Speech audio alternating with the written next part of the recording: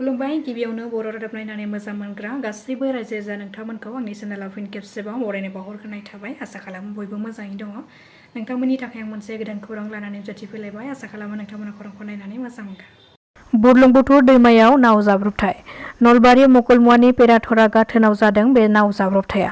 मिथिनो हानाय बादिब्ला फरायसालियाव थांग्रा फरायसाफोरा फरायसालियाव थांनो थाखाय फुंनि 7:30 रिंगासो समाव बे जाब्रबथाय जानाय नावाव गाखोदोंमोन। नाथाय दैमानि ससेयाव नावा दैयाव बेलथायनायनि जाहोनाव बे जाब्रबथाया नुजाथिदों।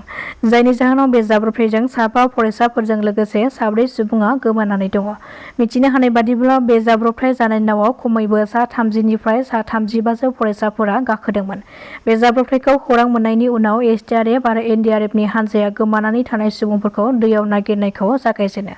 गवालपारा, कक्राझार, बङाइगावआव सोरखारा इभिक्सन खालामनो नागिरनायखौ लानानै पर्बतजरायाव आमसुआ गोख्रों खुद्रिसारनाय हाबाफारि लादों। बे सोमावसारनाय हाबाफारि लानायनि गेजेरजों आमसुआ फोरमायथिदों दि बिजेपि सोरखारा जाबादि इभिक्सन खालामनायनि खामानिखौ मावगासिनो दङ बेखौ खालि मुसलमान सुबुंफोरखौल' सायख' खालामगासिनो दङ। बेनि सायाव मा फोरमायनो नागिरदों गिबि मन्थ्रि डक्टर हिमन्त बिश्व शर्माया। बेखायनो बेबादि मुसलमानफोरखौल' इभिक्सन खालामनो नागिरनायखौ थाबैनो बन्द' खालामनो नांगौ, नङाब्ला आमसुआ बिजेपि सोरखारनि हेंथायै गोख्रों खुद्रिसारनाय हाबाफारि लागोन। सोरखारा इभिक्सन खालामनायनि सिगां इभिक्सन खालामनायनि मोनसे सोरखारनि नेम बादियै नटिसखौ होग्रोनांगौमोन। नाथाय सिगाङाव जेबो नटिस होआबालानो माबादि इभिक्सन खालामनो हाखो होननानै गोख्रों रावजों सोंखारिदों आरो बिजेपि सोरखारा मुसलमानफोरखौल' टार्गेट खालामनानै इभिक्सन खालामगासिनो दङ आरो राजखान्थियारि मुलाम्फानि थाखाय बेफोर खामानिखौ मावदों होननानै गोख्रों अजद दैखांदों आमसुआ। मुसलमानफोरखौल' टार्गेट खालामनानै इभिक्सन खालामनायखौ आसाम सोरखारा बन्द' खालामाब्ला गासै आसाम नाङैनो बिजेपि सोरखारनि हेंथायै आमसुआ जिरायना थायाबालानो गिख्रंथावै सोमावसारगोन होननानैबो दाबि खालामदों आमसुनिफ्राय। मैया उदालगुरि सार्कोल अफिसनि नब्लाङाव बिटिआर सोरखारनि खोथा होनाय बादिनो उदालगुरि सार्कोलाव 315 आरो माजबाद सार्कोलनि 186 हानि पाट्टा राननानै होदों। इएम डक्टर नीलोद सोरगियारिनि नुजाथिनायाव बे हानि पाट्टाखौ राननानै होनाय जायो। बे हानि पाट्टा राननानै होनाय हाबाफारियाव बाहागो लानानै बिथाङा गोबां गोनां खोथा फोरमायनायखौ नुनो मोननाय जादों। फोरमायथिनाय बादिब्ला बिटिआर सोरखारा सोरखाराव फैनानै जायखिजाया गोदान मोनसे सोलायनाय लाबोनो हायो नामा बेखौ साननानैसो सोरखाराव फैदों होननानै फोरमायथिदों। आथिखालाव बिटिआर सोरखारा गोबां हा गैजायै सुबुंफोरनो हानि पाट्टा राननानै होनो हादों। राजखान्थिखौ बयबो खालामो, नाथाय बिटिआर सोरखारनि थांखिया बेनो दि रावबो सुबुंनिफ्राय थाइसेबो रां लायाबालानो रोंगौथि गोनां सुबुंफोरनो साख्रि होनाय आरो हा गैजायैफोरनो हानि पाट्टा होनाय। बेजों लोगोसेनो हानि दालालि आरो सोरबा सार्कोल अफिसारफोरा रां लादोंब्ला बिथांमोननि सायाव अजद होनो हागोन आरो बिथांमोननि सायाव जों गोख्रों एक्सन लानाय जागोन होननानै फोरमायथिदों इएम नीलोद सोरगियारि बिथाङा।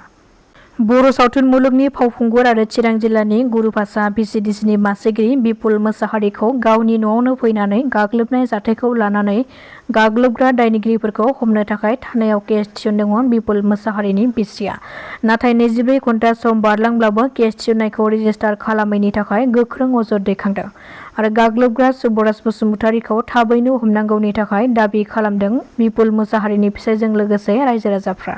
चिराङाव गोबां बिबांनि आयेन बेरेखा जौनि कारखानायाव जौ फालांगि खालामनाय 3 सुबुंफोरजों लोगोसे गोबां बिबांनि जौफोरखौ बोखांनो हादों। हमनो मोननाय गासै जौनि बेसेनखौ 50 लाख रांनि जागोन होननानै मिथिहोदों। मिथिनो हानाय बादिब्ला चिरांनि भारत-भुटान सिमानि सान्तिपुर ओनसोलनि खाग्राबारियाव हमनो हादों बेफोर गोबां बिबांनि जौफोरखौ। काछार जिल्लायाव दावबायारिफोरखौ बारहोनो थाखाय रौनियाफोरखौ थिसनदों। हारां दैमायाव दावबायारिफोरखौ नावजों बारहोनो थाखाय रौनियाफोरखौ थिसननाय जादों। मख'नो गोनांदि बुधबारखालि फुंनि समाव अन्थाइ रोगानाय गंनै डाम्पार गारिया फैनाय समाव हारां दैमानि दालांआ बायदोंमोन आरो सिलचर कालायं फोनांजाबनाय लामायाबो बन्द' जादोंमोन। बेनि थाखाय राइजोफोरखौ दैमाखौ बारहोनो थाखाय मैया फुंनि समाव एसडीआरएफ बिफानखौ थिसननाय जायो। नाथाय एसडीआरएफ बिफाना गोबां दावबायारिफोरखौ दैमाखौ बारहोनो हायैनि जाहोनाव रौनियाफोरखौ थिसननो गोनां जायो। मैया सानजौफु समनिफ्राय रौनियानि नाव बाहायनानै दावबायारिफोरखौ हारां दैमाखौ बारहोनाय जायो। बिसायख'थिया जानायनि सिगाङावनो राजखान्थिनि दावहाया जागायजेनबाय। बिजेपि दोलोनि गेजेराव सोमजिदों राजखान्थियारि एना-एनि गाग्लोबनाय जाथाय। मिथिनो हानाय बादिब्ला 13 नं चिरां मण्डल बिजेपि दोलोनि गेजेराव जादों बे गाग्लोबनाय एना-एनि जाथाया। जानो गोनां बिटिसि बिसायख'थियाव 13 नं चिरां बियाबनिफ्राय बिजाथि होनायखौ नोजोर होनानै चिरां मण्डल बिजेपियाव मोननै हानजा जोनोम जानायखौ लानानै जादों बे दुंहाव थासारिया। बासुगाव सोहोरनि स्टेशन रडआव सिगांनिफ्रायनो चिरां मण्डल बिजेपि मावख' दंखायोमोनब्लाबो नाथाय मण्डल बिजेपिनि गोदान आफाद दाखांनायनि उनाव बासुगाव सोहोरनि गौरिया मन नब्लाङाव मोनसे गोदान चिरां मण्डल बिजेपि मावख' फसंनानै दोलोनि खामानिखौ जागायजेनदोंमोन। नाथाय मण्डल बिजेपिनि मोनसे हानजाया गोजाम मावख' बासुगाव सोहोरनि स्टेशनाव मावख'आ समान समानै दोलोनि हाबाखौ सोलिहोबाय थादोंमोन। बे जानाय राजखान्थियारि दुंहाव थासारियाव बासुगाव सोहोर आफादनि वार्ड सोद्रोमा बिजेपिनि दैदेनगिरि सन्जय साननि सायाव सासे आइजोखौ देहायारि गाग्लोबनायजों बिनि मोदोमनिफ्राय सि-जोम बोखारनानै गाज्रि आखु दिन्थिनायनि गोख्रों अजद थिखांदों। गुवाहाटी सोहोराव फिन आरोबाव सासे सुबुंनि गोथै देहाखौ बोखांनो हादों। गुवाहाटी सोहोरनि सुपार मार्केटनि साखाथियाव बोखांनो हादों बे गोथै सहखौ। जिउ खहा जानाय सुबुंखौ तेजपुरनि सन्जीब नाथ होननानै सिनायथिनो हादों। मिथिनो हानाय बादिब्ला थांनाय 16 जुनाव बिसिखौ फाहामथायनि थाखाय देहा फाहामसालियाव लाबोदोंमोन, नाथाय थांनाय बुधबारनिफ्रायनो गोमानानै दंमोन सन्जीब नाथआ। बेनि उनाव मैया गुवाहाटी सुपार मार्केटनि साखाथियाव सोमोनांथावै सन्जीब नाथनि गोथै सहखौ नुनो मोनो। बे जाथायखौ खौरां मोननायनि उनाव सन्जीब नाथनि थैनायनि गुबै जाहोनखौ नायबिजिरनो थाखाय पुलिसआ जाथाय जानाय जायगायाव थांनानै गोथै सहखौ बोखांनानै नायबिजिरनो थाखाय दैथायहरनाय जायो। दासिमनि खौराङा एसेनोसै। नोंथांमोना खौरांखौ नायनानै मोजां मोनदोंब्ला चेनेलखौ साबस्क्राइब खालामनानै लानो हागोन। गोजोन्थों।